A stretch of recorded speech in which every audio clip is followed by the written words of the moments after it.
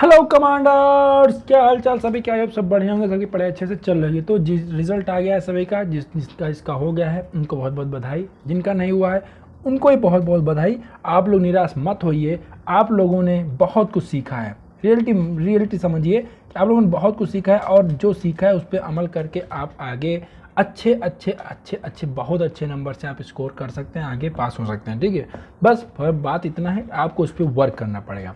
तो आप लोग जिसका इसका नहीं हुआ वो लोग एक लिस्ट बनाइए और उस पर वर्क कीजिए। आप लोग नेक्स्ट अटेम्प्ट में डेफिनेटली सक्सेस होंगे।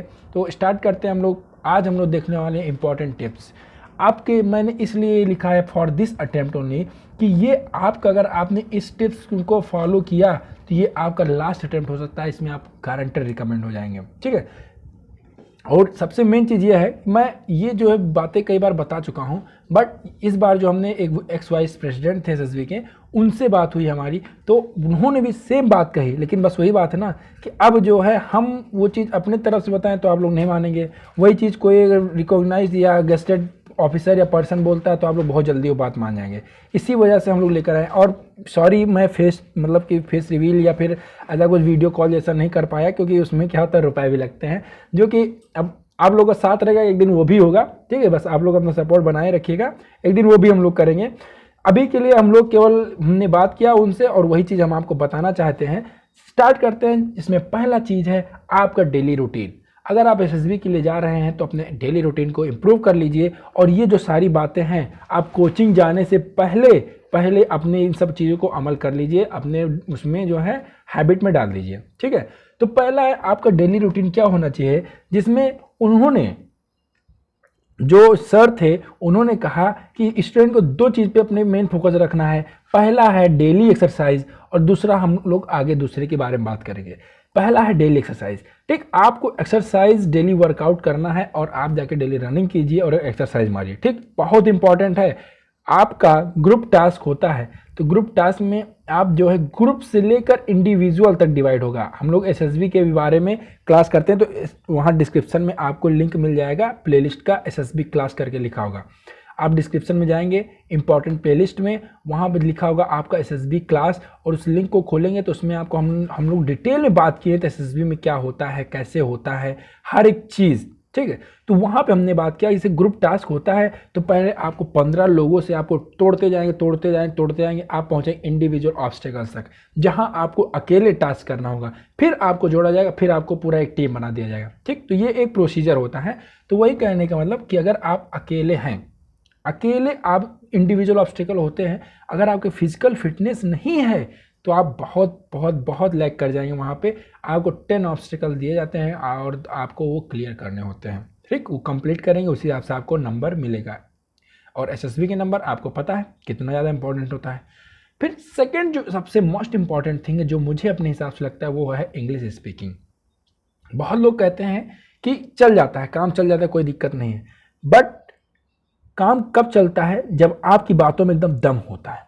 आपकी बातों में दम हो, केवल आप टूटी फूटी इंग्लिश से ही आपकी टूटी फूटी इंग्लिश से भी लोग क्या करें, आपके पॉइंट से बहुत ज़्यादा प्रभावित हो जाएं, तब तो ठीक है।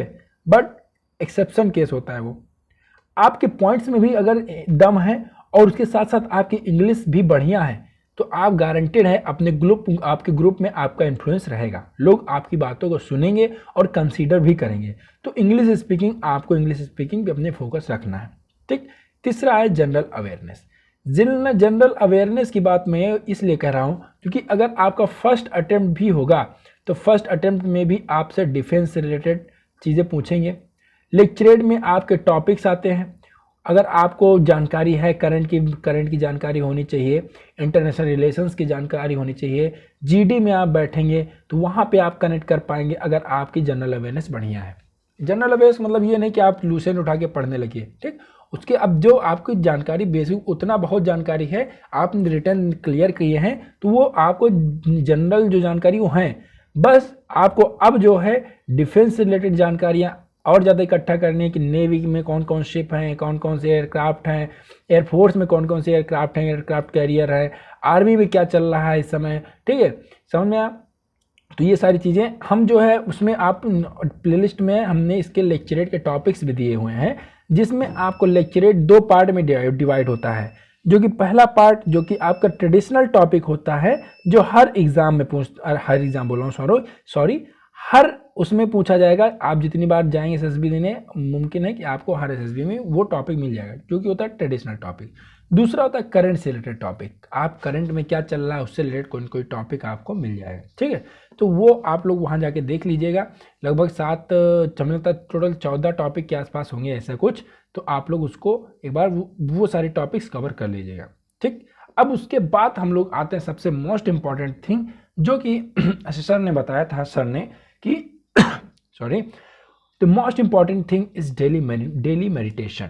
आपको डेली मेडिटेशन करना है, ठीक है। अगर आप डेली मेडिटेशन करेंगे तभी आप देखो, अभी आगे हम लोग ये भी बात करने वाले हैं कि अगर आर्मी के लिए सबसे मोस्ट इंपॉर्टेंट एसएसबी में क्या होने वाला है, एयरफोर्स वालों के लिए मोस्ट इंपॉर्टेंट क्या होने वाला है, ठीक। तो अब जो इसमें सबसे मेन चीज़ आता है वो डेली मेडिटेशन आता है। क्यों?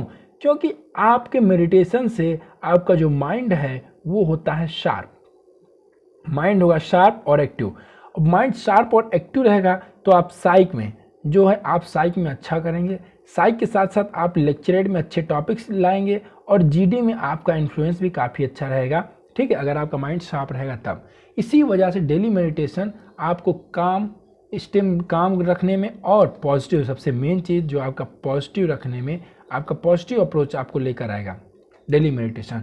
तो आप लोग डेली मेडिटेशन कीजिए, please please please, it's my humble request to everyone कि आप लोग डेली मेडिटेशन कीजिए। एक्सरसाइज और डेली मेडिटेशन ये मस्ट है, ठीक है, समझ में आया। अब उसके बाद आगे हम लोग आते हैं, तो ये बहुत कम लोग को पता है। हमने इसके पहले भी एक क्लास लिया था, उसमें बताए थे सारी चीज़ें, और आज फिर बता रहे हैं। हमने पिछली बार बताया था कि ये हमारे एक भैया थे जिन्होंने हमको मिले थे एसएसबी में, तो उन्होंने ये बात हमको बताई थी, वो रिकमेंडेड थे, ठीक, सबसे मेन बात रिकमेंडेड थे। और उसके बाद मैंने ये चीज़ कंफर्म किया फिर से सर से कि सर ऐसी बात है क्या। उन्होंने कहा एग्जैक्टली सेम चीज़ होता है कि उन्होंने ये बात बोली, जैसे आप आर्मी प्रेफर कर रहे हैं तो आर्मी में आपके लिए जीटीओ बहुत ही ज़्यादा एकदम इम्पॉर्टेंट होता है आर्मी के लिए, ठीक। जीटीओ आपका बहुत बढ़िया होना चाहिए और उसके साथ साथ आपको साइक पे फोकस रखना है। लेकिन साइक आपके लिए अगर थोड़ा हल्का फुल्का गड़बड़ भी हो जाता है तो वो उतना मायने नहीं रखता है, लेकिन आपका जो जीटीओ ग्रुप टास्क होना चाहिए वो बढ़िया होना चाहिए। फिर बिल्कुल अपोजिट उसके एयरफोर्स की बात करें तो एयरफोर्स में उन्होंने कहा कि आपका साइक बहुत अच्छा होना चाहिए, ठीक। साइक आपका बढ़िया रहेगा तो आपको एयरफोर्स में रिकमेंड होने से कोई नहीं रुक सकता। साइक के बाद आता है उसमें ग्रुप टास्क, ठीक। ग्रुप टास्क जो है साइक के बाद आता है। आपका साइक एकदम अच्छा होगा, ग्रुप टास्क में थोड़ा 19-20 भी रहेगा तो भी वो काम कंसीडर कर लेंगे, बट एयरफोर्स के लिए क्यों? क्योंकि भाई देखो आप आर्मी में हैं, आर्मी में आपको ग्रुप के सपोर्ट का बहुत ज़्यादा इंपॉर्टेंट होता है, तो इसी वजह से वहाँ पे ग्रुप टास्क को बहुत ज़्यादा मायने रखते हैं। एयरफोर्स में आपको पायलट बनना है, ठीक। तो आपको जो है दिमागी रूप से एकदम संतुलित और सबसे बढ़िया एक्टिव होना पड़ेगा। इसी वजह से वहाँ पे जो साइक है वो बहुत ज़्यादा इंपॉर्टेंट रखता है, समझ में आया। तो इन सब चीज़ों पर फोकस कीजिए आप लोग अभी से ही, जो है वहाँ पे मतलब पीपीडीटी के लिए, टैट वैट के लिए बढ़िया अभी से स्टार्ट कर दीजिए, ठीक है। बात के लिए इंतज़ार ना कीजिएगा और कोई कोचिंग इंस्टीट्यूट का भी इंतज़ार ना कीजिए जब तक आपका डेट नहीं आ रहा है। जैसे और हाँ, सबसे मेन चीज़ होता है डेट कब सेलेक्ट करें, ध्यान देना। हम मतलब कि पर्सनली जो मैं रिकमेंड करता हूँ, जैसे मान लीजिए आपका जब भी डेट हो, सबके अपने अलग अलग ओपिनियन है, बट जो मैं करता हूँ जब आपकी एसएसबी डेट है उससे आप 20 दिन पहले जा सकते हैं एसएसबी। जब मान लो 15 दिन आपको एसएसबी करनी है, कुल मिला चाहे जितने दिन पहले जाइए, आप जो है एसएसबी के 5 दिन पहले आइए। 5 दिन में अपने आप को एकदम सब कुछ फिट फाट कीजिए, सारे डॉक्यूमेंट्स, और वहाँ से फिर तुरंत एसएसबी देने चले जाइए।